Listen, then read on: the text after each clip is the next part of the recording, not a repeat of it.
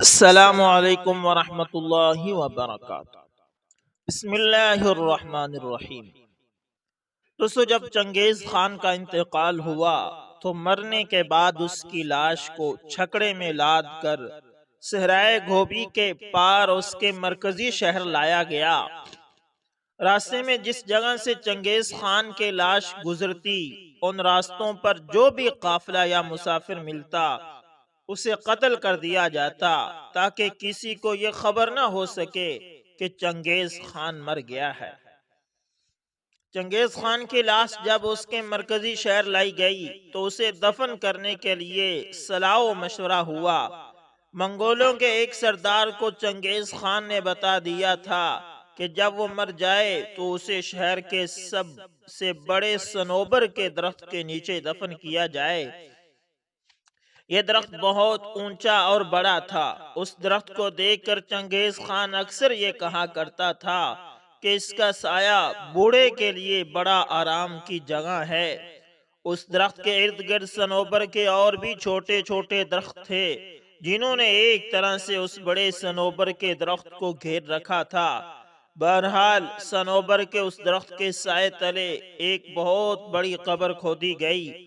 اس کے بعد چنگیز خان کے اس گھوڑے کو مار دیا گیا جس پر اس نے اپنے آخری دنوں میں سواری کی تھی، اور اس کی ہڈیاں علیحدہ کر کے ان ہڈیوں کو جلا کر خشک اور صاف کر لیا گیا، اور اس قبر کے اندر ایک چھوٹا خیمہ نصب کیا گیا جس میں پکا ہوا گوشت، اناج، ایک کمان، ایک تلوار اور اس کے گھوڑے کی ہڈیاں رکھی گئی۔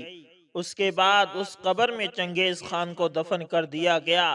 جب تک اس قبر کے ارد گرد چھوٹے درخت نہیں اگائے، اس وقت تک اس قبیلے کے لوگ باری باری چنگیز خان کی قبر پر پہرا دیتے رہے۔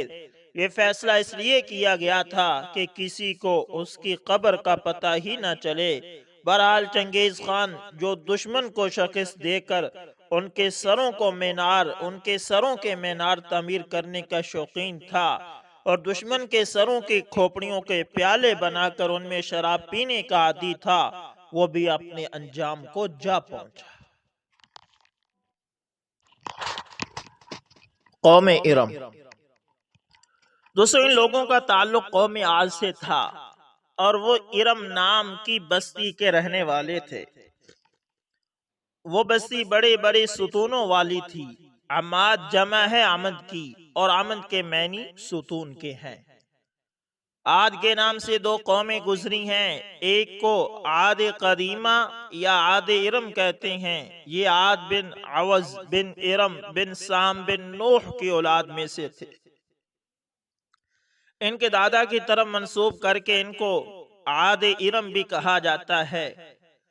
اپنے شہر کا نام بھی انہوں نے اپنے دادا کے نام پر رکھا تھا۔ ان کا وطن عدن سے متصل تھا۔ ان کی طرف حضرت ہود علیہ السلام مبعوث کیے گئے تھے، لیکن قوم عاد کی بدعمالیوں کے سبب جب انہیں تباہ و برباد کر دیا گیا تو حضرت ہود علیہ السلام حضر موت کی طرف مراجعت کر گئے۔ ان کی رہائش احقاف کے علاقے میں تھی۔ حضرت ہود علیہ السلام کی وفات یہیں پر ہوئی۔ احقاف میں بسنے والی اس قوم نے بہت ترقی کی۔ اللہ تعالیٰ نے اس قوم کو غیر معمولی قد و قامت اور قوت عطا فرمائی تھی۔ ان میں ہر شخص کا قد کم از کم 12 گز کا ہوتا۔ طاقت کا یہ حال تھا کہ بڑے سے بڑا پتھر جس کو کئی آدمی مل کر بھی نہ اٹھا سکیں، ان کا ایک آدمی ایک ہاتھ سے اٹھا کر پھینک دیتا تھا۔ یہ لوگ طاقت و قوت کے بل پوتے پر پورے یمن پر قابض ہو گئے۔ دو بادشاہ خاص طور پر ان میں بہت جاہو جلال والے ہوئے۔ وہ دونوں بھائی تھے۔ ایک کا نام شدید تھا جو بڑا تھا، دوسرے کا نام شداد تھا جو اس کے بعد تخت نشین ہوا۔ یہ دونوں وسیع علاقے پر قابض ہو گئے اور بے شمار لشکر اور خزانے انہوں نے جمع کر لیے تھے۔ عاد ارم کا قصہ۔ شداد نے اپنے بھائی شدید کے بعد سلطنت کی رونق و کمال کو عروج تک پہنچایا۔ دنیا کے کئی بادشاہ اس کے حاج گزار تھے۔ اس دور میں کسی بادشاہ میں اتنی جرأت و طاقت نہیں تھی کہ شداد کا مقابلہ کر سکے۔ اس تسلط اور غلبے نے اس کو اتنا مغرور و متکبر کر دیا کہ اس نے خدائی کا دعویٰ کر دیا۔ اس وقت کے علماء اور مصلحین نے جو سابقہ انبیاء کے علوم کے وارث تھے اسے سمجھایا اور اللہ کے عذاب سے ڈرایا تو وہ کہنے لگا جو حکومت و دولت اور عزت اس کو اب حاصل ہے اس سے زیادہ اللہ تعالیٰ کی عبادت کرنے سے کیا حاصل ہوگا؟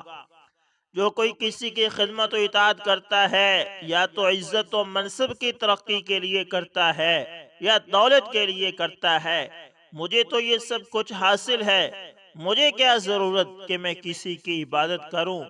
حضرت ہود علیہ السلام نے بھی اسے سمجھانے کی کوشش کی لیکن بے سود۔ سمجھانے والوں نے یہ بھی کہا کہ یہ حکومت اور دولت ایک فانی چیز ہے، جبکہ اللہ کی اطاعت میں اخروی نجات اور جنت کا حصول ہے جو دنیا کی ہر دولت سے بہتر اور زیادہ قیمتی ہے۔ اس نے پوچھا یہ جنت کیسی ہوتی ہے؟ اس کی تعریف اور خوبی بتاؤ۔ نصیحت کرنے والوں نے جنت کی وہ صفات جو انبیاء علیہم السلام کی تعلیمات کے ذریعے ان کو معلوم ہوئی تھی اس کے سامنے بیان کی، تو اس نے کہا مجھے اس جنت کی ضرورت نہیں، ایسی جنت تو میں خود دنیا ہی میں بنا سکتا ہوں، شداد کی جنت۔ چنانچہ اس نے اپنے افسروں میں سے 100 معتبر افراد کو بلایا، ہر ایک کو 1000 آدمیوں پر مقرر کیا اور تعمیر کے سلسلے میں ان سب کو اپنا نقطہ نظر اور پسند سمجھا دی۔ اس کے بعد پوری دنیا میں اس کام کے ماہرین کو عدن بھجوانے کا حکم دیا گیا۔ علاوہ ازیں اپنی قلم رو میں سب حکمرانوں کو یہ حکم دیا کہ سونے چاندی کی کانوں سے اینٹیں بنوا کر بھیجیں اور کوئی عدن کے متصل ایک مربع شہر جنت جو 10 کوس چوڑا اور 10 کوس لمبا ہو بنانے کا حکم دیا گیا۔ اس کی بنیادیں اتنی گہری کھدوائی کہ پانی کے قریب پہنچا دی، پھر ان بنیادوں کو سنگ سلیمانی سے بھروایا گیا۔ جب بنیادیں بھر کر زمین کے برابر ہو گئی تو ان پر سونے چاندی کی اینٹوں کی دیواریں چنی گئی۔ ان دیواروں کی بلندی اس زمانے کے گز کے حساب سے 100 گز مقرر کی گئی۔ جب سورج نکلتا تو اس کی چمک سے دیواروں پر نگاہ نہیں ٹھہرتی تھی۔ یوں شہر کی 4 دیواری بنائی گئی۔ اس کے بعد 4 دیواری کے اندر 1000 محل تعمیر کیے گئے۔ ہر محل 1000 ستونوں والا تھا اور ہر ستون جواہرات سے جڑاؤ کیا ہوا تھا۔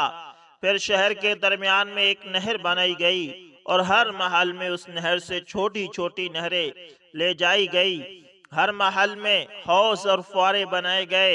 ان نہروں کی دیواریں اور فرش یاقوت، زمرد، مرجان اور نیلم سے سجا دی گئی۔ نہروں کے کناروں پر ایسے مصنوعی درخت بنائے گئے جن کی جڑیں سونے کی، شاخیں اور پتے زمرد کے تھے۔ ان کے پھل موتی، یاقوت اور دوسرے جواہرات کے بنوا کر ان پر ٹانگ دیے گئے۔ شہر کی دکانوں اور دیواروں کو مشک و زعفران اور عنبر و گلاب سے سیقل کیا گیا۔ یاقوت و جواہرات کے خوبصورت پرندے چاندی کی اینٹوں پر بنوائے گئے جن پر پہرے دار اپنی اپنی باری پر آ کر پہرے کے لیے بیٹھتے تھے۔ جب تعمیر مکمل ہو گئی تو حکم دیا کہ سارے شہر میں ریشم اور زردوزی کے قالین بچھا دیے جائیں۔ پھر نہروں میں سے کسی کے اندر میٹھا پانی، کسی میں شراب، کسی میں دودھ اور کسی میں شہد و شربت جاری کر دیا گیا۔ بازاروں اور دکانوں کو کم خواب و زربفت کے پردوں سے آراستہ کر دیا گیا اور ہر پیشہ اور ہنر والے کو حکم ہوا کہ اپنے اپنے کاموں میں مشغول ہو جائیں، اور یہ کہ اس شہر کے تمام باسیوں کے لیے ہر وقت ہر نوع اور ہر قسم کے میوے پھل پہنچایا کریں۔ 12 سال کی مدت میں یہ شہر جب اس سجاوٹ کے ساتھ تیار ہو گیا تو تمام امراء و ارکان دولت جو والے تھے ان سب کو حکم دیا کہ سب اسی میں آباد ہو جائیں۔ پھر شداد خود اپنے لاؤ لشکر کے ہمراہ انتہائی تکبر اور غرور کے ساتھ اس شہر کی طرف روانہ ہوا۔ بعض علماء اور مصلحین کو بھی ساتھ لیا اور راستے بھر ان سے ٹھٹھا اور تمسخر کرتے ہوئے ان سے کہتا رہا، ایسی جنت کے لیے تم مجھے کسی اور کے آگے جھکنے اور ذلیل ہونے کا کہہ رہے تھے۔ میری قدرت اور دولت تم نے دیکھ لی۔ جب قریب پہنچا تو تمام شہر والے اس کے استقبال کے لیے شہر کے دروازے کے بہر آ گئے اور اس پر زور و جواہر نچھاور کرنے لگے۔ اسی ناز و ادا سے چلتے ہوئے جب شہر کے دروازے پر پہنچا تو روایت ہے کہ ابھی اس نے گھوڑے کی رکاب سے ایک پاؤں نکال کر دروازے کی چوکھٹ پر رکھا ہی تھا کہ اس نے وہاں پہلے سے ایک اجنبی شخص کو کھڑے ہوئے دیکھا۔ اس نے پوچھا، تو کون ہے؟ اس نے کہا، میں ملک الموت ہوں۔ پوچھا، کیوں آئے ہو؟ اس نے کہا، تیری جان لینے۔ شداد نے کہا، مجھ کو اتنی مہلت دے کہ میں اپنی بنائی ہوئی جنت کو دیکھ لوں۔ جواب ملا، مجھ کو حکم نہیں۔ کہا، چلو اس قدر ہی فرصت دے دو کہ گھوڑے پر سے اتر آؤں۔ جواب ملا، اس کی بھی اجازت نہیں۔ چنانچہ ابھی شداد کا ایک پاؤں رکاب میں اور دوسرا چوکھٹ پر ہی تھا کہ ملک الموت نے اس کی روح قبض کر لی۔ پھر حضرت جبرائیل امین علیہ السلام نے بڑے زور سے ایک ہولناک چیخ ماری کہ اسی وقت تمام شہر مع اپنے عالی شان سجاوٹوں کے ایسا زمین میں سمایا کہ اس کا نام و نشان تک باقی نہ رہا۔ قرآن پاک میں اس کا ذکر اس طرح ہوا ہے، جس کا ترجمہ یہ ہے، وہ جو ارم تھے بڑے ستونوں والے اور شہروں سے اس کے مانند کوئی شہر شاندار نہ تھا۔ سورہ فجر۔ شداد اور اس کی جنت کا انجام۔ دوستو، معتبر تفاسیر میں لکھا ہے کہ بادشاہ اور اس کے لشکر کے ہلاک ہو جانے کے بعد وہ شہر بھی لوگوں کی نگاہوں سے اوجھل کر دیا گیا، مگر کبھی کبھی رات کے وقت عدن اور اس کے ارد گرد کے لوگوں کو اس کی کچھ روشنی اور جھلک نظر آ جاتی ہے۔ یہ روشنی اس شہر کی دیواروں کی ہوتی تھی۔ حضرت عبداللہ بن قلابہ رضی اللہ تعالیٰ عنہ جو صحابی ہیں، اتفاق سے ادھر کو چلے گئے۔ اچانک آپ کا ایک اونٹ بھاگ گیا۔ آپ اس کو تلاش کرتے کرتے اس شہر کے پاس پہنچ گئے۔ جب اس کے میناروں اور دیواروں پر نظر پڑی تو آپ بے ہوش ہو کر گر پڑے۔ جب ہوش آیا تو سوچنے لگے کہ اس شہر کی صورتحال تو ویسی ہی نظر آتی ہے جیسی نبی کریم صلی اللہ علیہ وسلم نے ہم سے شداد کی جنت کے بارے میں بیان فرمائی تھی۔ یہ میں خواب دیکھ رہا ہوں یا اس کا کسی حقیقت سے بھی کوئی تعلق ہے؟ اسی کیفیت میں اٹھ کر وہ شہر کے اندر گئے۔ اس کے اندر نہریں اور درخت بھی جنت کی طرح کے لگے ہوئے تھے، لیکن وہاں کوئی انسان نہیں تھا۔ آپ رضی اللہ تعالیٰ عنہ نے وہاں پڑے ہوئے کچھ جواہرات اٹھائے اور واپس چل دیے۔ وہاں سے وہ سیدھے اس وقت کے دارالخلافہ دمشق میں پہنچے۔ حضرت امیر معاویہ رضی اللہ تعالیٰ عنہ وہاں موجود تھے۔ وہاں جو کچھ معاجرہ ان کے ساتھ پیش آیا تھا انہوں نے بیان کیا۔ حضرت امیر معاویہ رضی اللہ تعالیٰ عنہ نے ان سے پوچھا، وہ شہر آپ نے حالت بیداری میں دیکھا تھا یا خواب میں؟ حضرت عبداللہ رضی اللہ تعالیٰ عنہ نے بتایا کہ بالکل بیداری میں دیکھا تھا۔ پھر اس کی ساری نشانیاں بتائیں کہ وہ عدن کے پہاڑ کی فلاں جانب اتنے فاصلے پر ہے، ایک طرف فلاں درخت اور دوسری طرف ایسا کنواں ہے، اور یہ جواہرات اور یاقوت نشانی کے طور پر میں وہاں سے اٹھا لایا ہوں۔ حضرت امیر معاویہ رضی اللہ تعالیٰ عنہ یہ ماجرہ سننے کے بعد نہایت حیران ہوئے۔ پھر اہل علم حضرات سے اس بارے میں معلومات حاصل کی گئی کہ کیا واقعہ دنیا میں ایسا شہر بھی کبھی بسایا گیا تھا جس کی اینٹیں سونے چاندی کی ہوں؟ علماء نے بتایا کہ ہاں، قرآن میں بھی اس کا ذکر آیا ہے۔ اس آیت میں ارم ذات العماد یہی شہر ہے، مگر اللہ تعالیٰ نے اس کو لوگوں کی نگاہوں سے چھپا دیا ہے۔